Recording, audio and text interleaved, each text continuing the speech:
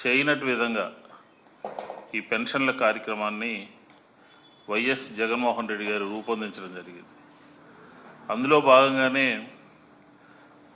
5 సంవత్సరాల వైఎస్ఆర్ కాంగ్రెస్ పార్టీ పరిపాలనలో 92,547,547,066 కోట్ల రూపాయలు నేరుగా డీబీటీ ద్వారా నేరుగా ఇంటింటికి వెళ్ళి వాలంటీర్లు వారందరికీ కూడా ఈ నిధులు జమ చేయడం జరిగింది.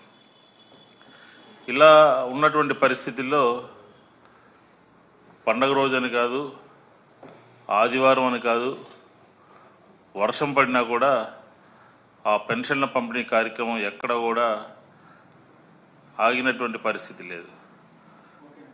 5:30 కల్లా వారి ఇంటి వద్దకే వెళ్ళి వృద్ధులకి, వికలాంగులకి, వితంతువులకి, రకరకాల వ్యాధులతో బాధపడుతున్నటువంటి వారికి అందరికీ ఇంటి వద్దనే పెన్షన్ ఇచ్చినటువంటి కార్యక్రమాన్ని ఒక సమర్థవంతంగా, ఒక మంచి పరిపాలనకు నిదర్శనంగా గత వైఎస్ఆర్ కాంగ్రెస్ పార్టీ ప్రభుత్వంలో ఇవ్వటం జరిగింది. ఆ ఎన్నికల సందర్భంలో తెలుగుదేశం పార్టీ చంద్రబాబు నాయుడు గారు ఆ విధానాన్ని బ్రేక్ చేసి ఎన్నికల కమిషన్కి కంప్లైంట్ ఇచ్చి వాలంటీర్ని తప్పించి నేరుగా వారి పెన్షనర్లకి స్వయంగా ఇవ్వాలి అని చెప్పిన ఎన్నికల కమిషన్కి కంప్లైంట్ ఇవ్వడం ద్వారా ఆ రోజు వాలంటీర్ని పక్కన పెట్టడం జరిగింది. పక్కన పెట్టి గ్రామ వార్డు సచివాలయాలకు వెళ్ళి పెన్షన్ తీసుకోవాలి అని చెప్పని దాన్ని ఎన్నికల కమిషన్కి ఫిర్యాదు చేయడం ద్వారా దాన్ని మార్పు చేశారు. ఇది వృద్ధుల పట్ల, వితంతువుల పట్ల, వికలాంగుల పట్ల ఒక శరాఘాతంగా మారిపోయింది. ఎందుకంటున్నామంటే ఏప్రిల్ మాసం పండుటాకుల్లాగా ఆ ఎన్నికల కమిషన్కి కంప్లైంట్ చేయటం మూలంగా ఆంధ్రప్రదేశ్లో 46 మంది చనిపోవడం జరిగింది. ఇది ఆంధ్ర రాష్ట్ర ప్రజలందరికీ తెలిసినటువంటి విషయమే. వారికి కనీసం బ్యాంకు ఖాతాల్లో జమ చేయాలన్నా కూడా వారికి సంబంధించినటువంటి ఆధార్లు లింక్ కాకపోవటము, అలాగే వారి అకౌంట్లో ఆపరేషన్ లేకపోవటము, వారికి పెన్షన్లు ఖాతాలో జమ అవ్వక నానా ఇబ్బందులు పడినటువంటి పరిస్థితిని మనం చూసాం. ఇది టీడీపీ పెన్షన్దారుల మీద కక్ష కట్టి అధికారంలోకి వచ్చిన తర్వాత కూడా ఆ విధానమే పెన్షన్దారుల మీద కక్ష కట్టినటువంటి విధానము అధికారం చేపట్టిన కూటమి చేపట్టిన తర్వాత కూడా కొనసాగుతూ ఉంది. ఏం చెప్పారు? 1000 పెంచి 4000 చేస్తామని చెప్పని ఆ రోజు తెలుగుదేశానికి సంబంధించినటువంటి పెద్ద పెద్ద చోటామోటా నాయకుల దగ్గర నుంచి అందరూ కూడా వెళ్ళి ఫోటోలకి ఫోజులు ఇచ్చి మేమే అసలు ఈ పెన్షన్ని కనుక్కుంది మేమే అన్నట్టుగా బిల్డప్లు ఇచ్చి పెన్షన్లు ఇచ్చినటువంటి పరిస్థితి మొదట్లో చూసాం. హడావుడి చేశారు, అంతా ఇంత హడావుడి కాదు. కానీ తీరా ఈ పెన్షన్దారుల మీద కుట్రలు, కుతంత్రాలు ఒక చేత్తో ఇస్తూ మరో చేత్తో తొలగించేటటువంటి కార్యక్రమానికి చంద్రబాబు నాయుడు గారి ప్రభుత్వము, కూటమి ప్రభుత్వము మొదలుపెట్టిందని చెప్పని ఈ సందర్భంగా తెలియజేస్తాను. ఓ పక్కన 1వ తారీఖు స్వయంగా ముఖ్యమంత్రి వెళ్ళి ఇచ్చేటటువంటి ఇస్తున్నామని చెప్పిన ఒక బిల్డప్ ఇవ్వటము, తర్వాత ఇంకో చేతితోనేమో పెన్షన్లు కట్ చేసేటటువంటి పరిస్థితి. ఇప్పుడు ఈ పెన్షన్లు తగ్గిస్తూ వస్తూ ఉన్నారు. ఎందుకు చెప్తున్నామంటే కూటమి ప్రభుత్వం ఏర్పడిన తర్వాత 3 లక్షల పెన్షన్ని కట్ చేయడం జరిగినది అని చెప్తా ఉన్నాం. ఎందుకంటే ఎన్నికలు జరిగే నాటికి మా ప్రభుత్వం ఇస్తున్నటువంటి పెన్షన్ సంఖ్య ఎంత అంటే 66,34,747 పెన్షన్ని, మరొకసారి చెప్తా ఉన్నాను, 66,34,747 పెన్షన్ని వైఎస్ఆర్ కాంగ్రెస్ పార్టీ ప్రభుత్వం జగన్మోహన్ రెడ్డి గారి నాయకత్వంలో ఇంటింటికి వాలంటీర్ల ద్వారా బట్వాడా చేయడం జరిగింది అని చెప్పి ఈ సందర్భంగా చెప్తాను. కానీ ఈ 6 నెలల్లో కూటమి ప్రభుత్వము తగ్గించినటువంటి అక్షరాల 3 లక్షల పెన్షన్లు ఇప్పుడు ఎంత ఇస్తున్నారంటే 63,20,282 పెన్షన్లు మాత్రమే. అంటే 3 లక్షల పెన్షన్లని తగ్గించడం జరిగింది అని చెప్పిన కూడా ఈ సందర్భంగా చెప్తా ఉన్నాం. అసలు ప్రభుత్వం ఏర్పడిన తర్వాత ఇచ్చినటువంటి హామీలన్నింటినీ మర్చిపోయి చేస్తున్నటువంటి ఏకైక కార్యక్రమం ఏంటంటే పెన్షన్లు. ఆ పెన్షన్లో కోత విధిస్తూ ఆ పెన్షన్ తల్లిదండ్రులకి, వృద్ధులకి, వికలాంగులకి వీరు చేస్తున్నటువంటిది వారి యొక్క ఆత్మగౌరవాన్ని దెబ్బతీసే విధంగా కూటమి ప్రభుత్వం పనిచేస్తోంది అని చెప్పి ఈ సందర్భంగా మనవి చేసుకుంటున్నాను. జగన్మోహన్ రెడ్డి గారి హయాంలో ఇలాగ లేదే. 65 సంవత్సరాల నుంచి 60 సంవత్సరాలకి పెన్షన్దారులకి హక్కు కల్పించి వారికి 60 సంవత్సరాలకే వారికి పెన్షన్ ఇచ్చేటటువంటి కార్యక్రమాన్ని జగన్మోహన్ రెడ్డి గారు తీసుకురావడం జరిగింది. ఈరోజు వాస్తవంగా అప్పుడు ఇస్తున్నటువంటి పెన్షన్లే కాకుండా ఇంకా రాష్ట్ర వ్యాప్తంగా, సచివాలయం వ్యాప్తంగా అన్ని చోట్ల కూడా ఇంకొక 2 లక్షల పెన్షన్దారులు పెన్షన్లు అప్లై చేసుకుని కావాలి అని చెప్పని కోరుకునేటటువంటి వాళ్ళ సంఖ్య 2 లక్షల వరకు ఉంది. దాన్ని పరిష్కరించకపోగా, దాన్ని పరిగణలోకి తీసుకోకపోగా ఈరోజు 33 లక్షల పెన్షన్ని తొలగించడము, కోత పెట్టడము అని అంటే వృద్ధులు, వికలాంగులు, వితంతువులు, వివిధ కిడ్నీ పేషెంట్స్ వీరందరి పరిస్థితి ఏమిటి అని చెప్పి ఈ సందర్భంగా వైఎస్ఆర్ కాంగ్రెస్ పార్టీ అడుగుతోంది.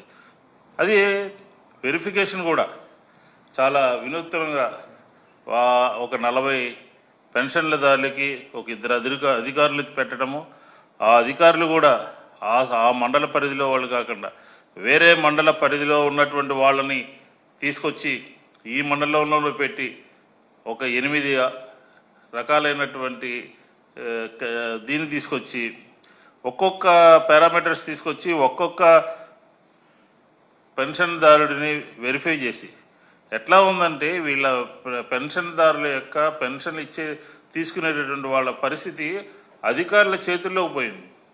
వాళ్ళు ఇచ్చినటువంటి ఒక ఆప్షన్ టిక్కు పెట్టడం ద్వారా, ఒక అధికారి ఎస్ఆర్ నో టిక్కు పెట్టడం ద్వారా వాళ్ళు పెన్షన్ ఊడిపోయేటటువంటి పరిస్థితి ఈరోజు ఆంధ్రప్రదేశ్లో కూటమి ప్రభుత్వంలో జరుగుతూ ఉందని చెప్పని కూడా ఈ సందర్భంగా మనవి చేసుకుంటాను. జగన్మోహన్ రెడ్డి గారి నాయకత్వంలో వైఎస్ఆర్ కాంగ్రెస్ పార్టీ ఈ రకమైనటువంటి కక్ష సాధింపులు చేయలే. పెన్షన్దారుల మీద శాచ్యురేషన్ పద్ధతి ద్వారా అర్హులైనటువంటి వారందరికీ కూడా ప్రతి 60 సంవత్సరాలు నిండినటువంటి వాళ్ళు కానీ, వితంతువులు కానీ, లేకపోతే ఎవరైనా సరే సచివాలయం వేదిక ద్వారా వాలంటీర్లు అప్లై చేసినటువంటి అప్లికేషన్స్ అన్నిటినీ కూడా వెరిఫై చేసి ఆ సిబ్బందితో వెరిఫై చేసి వారు అర్హులా కాదా అని చెప్పని రాజకీయాలకి తావు లేకుండా, ఎటువంటి అవినీతికి ఆస్కారం లేకుండా ఒక శాచ్యురేషన్ పద్ధతి ద్వారా వారందరికీ కూడా వెరిఫై చేసి సచివాలయంలో పెట్టి అందరి సమ్మతితో పెన్షన్లు ఇచ్చినటువంటి పరిస్థితిని చూసాం. కానీ ఇప్పుడు ఆ రకంగా జరగట్లేదు. అసలు ఈ పారదర్శకమైనటువంటి విధానం అనేది మనకి ప్రభుత్వంలో ఎక్కడ కూడా కనపడినటువంటి పరిస్థితి ఈరోజు మనం చూస్తూ ఉన్నాం. అది ఆ రకమైనటువంటి విధానం ద్వారా పెన్షన్దారులలో ఆందోళన బయలుదేరింది. పెన్షన్దారుల మీద కుట్ర జరిగినటువంటి పరిస్థితి ఈరోజు కనపడుతోంది. ఇది అవసరమా అని చెప్పని వైఎస్ఆర్ కాంగ్రెస్ పార్టీ ప్రశ్నిస్తూ ఉంది. ఎలా ఉందంటే పెన్షన్ తీసుకోవాలన్నా తెలుగుదేశం నాయకుల దగ్గర రావాలి.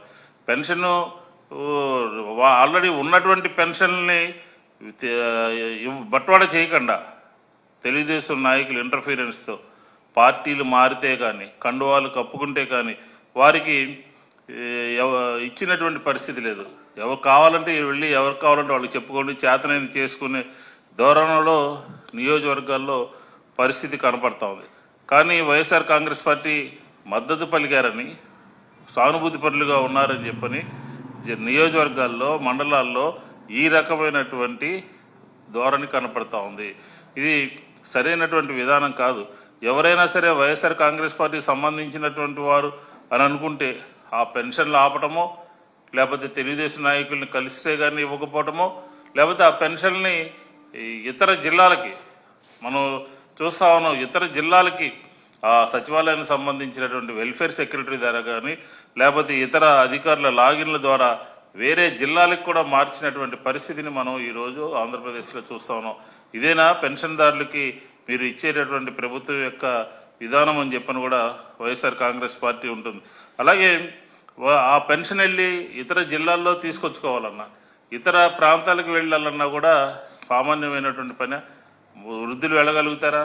లేకపోతే వికలాంగులు వెళ్ళగలుగుతారా? అర్హులైనటువంటి వికలాంగులకు కూడా ఎన్నికల ముందు ఒక మాట చెప్పారు, ఎన్నికల తర్వాత ఒక రకంగా ప్రవర్తిస్తున్నారు. కాబట్టి ఈరోజు మేమేం చెప్తున్నామంటే, ఈ పెన్షన్లు ఆపటం కానీ, పెన్షన్లకు సంబంధించినటువంటి ఇతర జిల్లాలకి పంపటం కానీ, అలాగే పార్టీలు మారితే కానీ, పార్టీలకు సంబంధించినటువంటి వ్యక్తుల దగ్గరికి వెళ్తే కానీ ఇవ్వకపోవటం అనేది మంత్రి గొట్టిపాటి రవికుమార్ ప్రాతినిధ్యం వహిస్తున్నటువంటి బాపట్ల జిల్లా సంబంధించినటువంటి అద్దంకి నియోజకవర్గంలో క్లియర్గా మనకి కనపడతా ఉన్నాయి. ఆ మంత్రి ఆదేశాలతోనే ఆ ప్రాంతంలో ఉన్నటువంటి పచ్చ సంబంధించినటువంటి తెలుగుదేశానికి సంబంధించినటువంటి నాయకులందరూ కూడా ఈ రకమైనటువంటి కార్యక్రమాలు చేస్తూ ఉన్నారు. ఇది సరైనటువంటి పద్ధతి కాదు అని చెప్పని వైఎస్ఆర్ కాంగ్రెస్ పార్టీ చెప్తా ఉంది. అలాగే పెన్షనర్లు హామీ ఎన్నికల్లో ఇచ్చినటువంటి హామీలని నెరవేర్చకుండా అమలు చేస్తున్నటువంటి వాటిని కూడా కోత పెట్టి ఈరోజు కొత్తగా మీరు ఇవ్వట్లేదు. గతంలోనే వైఎస్ఆర్ కాంగ్రెస్ పార్టీ శాచ్యురేషన్ పద్ధతి ద్వారా తీసుకున్నటువంటి పెన్షన్ని కూడా కట్ చేస్తూ ఇప్పుడు ఏ కార్యక్రమం కూడా ఎన్నికల్లో మీరు చెప్పినటువంటి, ఎన్నికల ముందు మీరు ఇచ్చినటువంటి హామీలన్నిటినీ కూడా అమలు చేయకుండా గత ప్రభుత్వం మూలంగా మా ప్రభుత్వాన్ని నిందించడము, ఆ పని చేయకుండా అది చేస్తున్నట్టు తమకు సంబంధించినటువంటి పత్రికల ద్వారా, ఎల్లో మీడియా ద్వారా ప్రచారం చేసుకో